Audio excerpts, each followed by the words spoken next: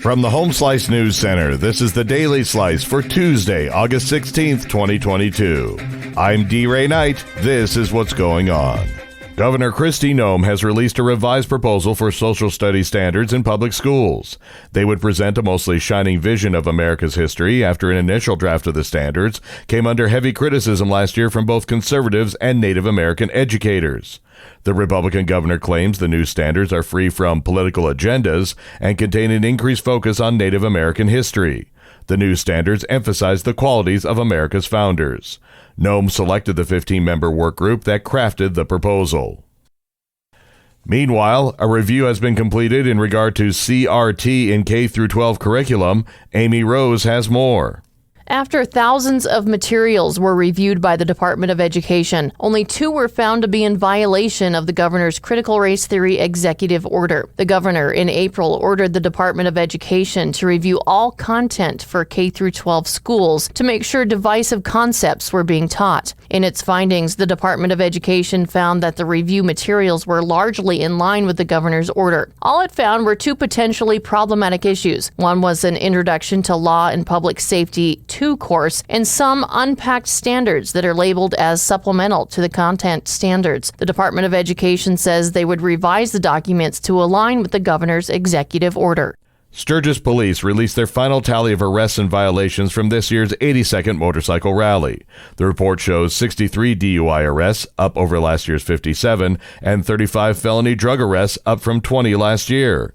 Illegal parking remained a problem for the police. This year, police handed out 159 parking citations. That's 3 more than last year. Misdemeanor drug arrests totaled 71 this year, and there were 10 underage consumption of alcohol citations. In all, there were 161 non-traffic arrests, 184 traffic arrests, and 130 people were booked into the Meade County Jail. In national and international news, here's the latest on the war in Ukraine. Massive explosions and fires have hit a military depot in Russia-annexed Crimea. They forced the evacuation of more than 3,000 people Tuesday. It was the second time in recent days that the Ukraine war's focus has turned to the contested peninsula. Russia blamed the blast at an ammunition storage facility in Mayskoye on an act of sabotage without naming perpetrators. As with last week's explosions, they led to speculation that Ukrainian forces may have staged an attack on the peninsula. Ukraine has stopped short of publicly claiming responsibility for any of the fires or explosions. If Ukrainian forces were responsible, the blast would represent a significant escalation in the war. President Biden is set to sign a massive climate and health care bill.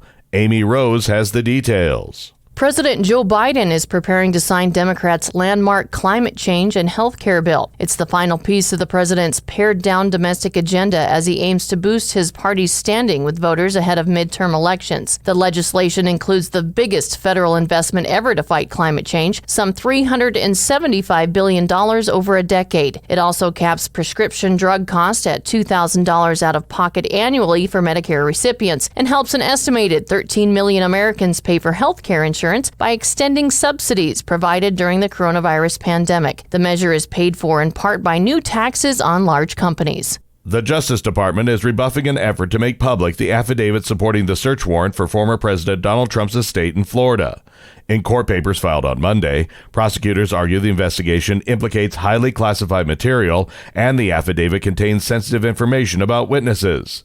The government's opposition came in response to court filings by several news organizations seeking to unseal the underlying affidavit the Justice Department submitted when it asked for the warrant to search Trump's Mar-a-Lago estate earlier this month. In a statement on his social media platform, Trump called for the release of the unredacted affidavit in the interest of transparency.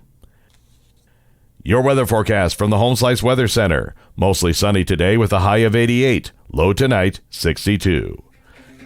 And that was your Daily Slice for Tuesday, August 16th, 2022.